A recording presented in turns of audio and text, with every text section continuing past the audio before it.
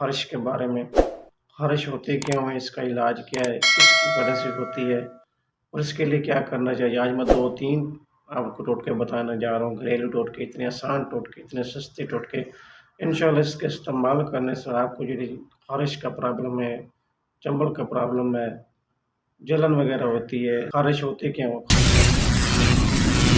अस्सलामु अलैकुम वरहमतुल्लाहि वबरकातुहू। लो जी नाज़रीन, आप अपना वीर, अपना फैमिली डॉक्टर मुश्ताक अनवर खान आपसे मुखातिब है। आज जो मेरा मौजूद जो टॉपिक है वो है जी ख़ारिश के बारे में। ख़ारिश होती क्यों है, इसका इलाज क्या है, किसकी वजह से होती है और इसके लिए क्या करना चाहिए। आज मैं 2-3 आपको टोटके बताने जा रहा हूँ, घरेलू टोटके, इतने आसान टोटके, इतने सस्ते टोटके। इंशाअल्लाह इसका इस्तेमाल करने से आपको जो ख़ारिश का प्रॉब्लम है, चंबल का प्रॉब्लम है, जलन वगैरह होती है, ज़ख्म बन जाते हैं, तो इसके लिए इसके इस्तेमाल करने से इंशाअल्लाह आपको इस ख़ारिश से इंशाअल्लाह हमेशा-हमेशा के लिए जान छूट जाएगी। और ये चलते हैं जनाब अली, ख़ारिश होती क्यों है? ख़ारिश हमेशा आप लोगों को जनाब अली खुश्की की वजह से होती है। अगर एक दफ़ा ख़ारिश इंसान को शुरू हो जाए तो फिर बहुत देर के बाद वो रुकती है। इसके लिए इंसान खुजली करता है, ख़ारिश करता है, इसके अलावा और उसके पास कोई हल ही नहीं होता।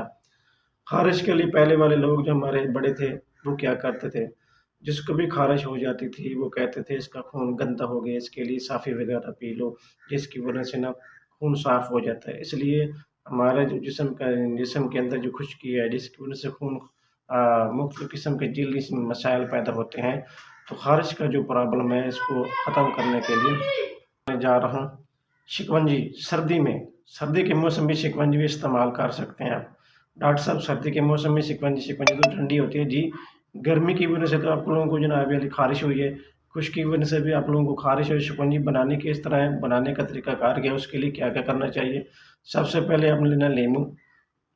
आपने ज़िंदगी में चीनी की शिकंजी इस्तेमाल नहीं करनी।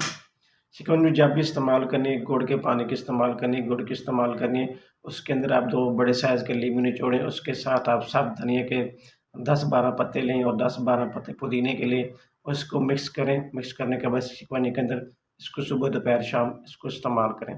दूसरा टोटका जो आपको बताने जा रहा हूँ, वो है दही का टोटका। दही जल्द के लिए बहुत इंतहाई फ़ायदेमंद है, बहुत ज़्यादा फ़ायदेमंद है। ये जल्द के लिए बहुत ज़बरदस्त है और जल्द को नरम करने के लिए ये उसके लिए भी बहुत ज़बरदस्त है, क्योंकि इसके अंदर वाफ़िर मिकदार में क्लींज़र मौजूद होते हैं, क्लींज़र जो जल्द को साफ़ करते हैं। सबसे पहले आपने 3 चम्मच अब ले लें जनाब अली दही के और इसके अंदर जनाब अली आपने जनाब अली पपीता के 5 चम्मच उसके ले लें, इसको मिक्सर बना लें। जिस जगह आप लोगों को ख़ारिश हो रही है, खुजली हो रही है, तो उसकी उस मुतासरा हिस्से पर लगाएँ और 15 मिनट के बाद उसको धो लें। चंद दिनों का इस्तेमाल करने से आप लोग इंशाअल्लाह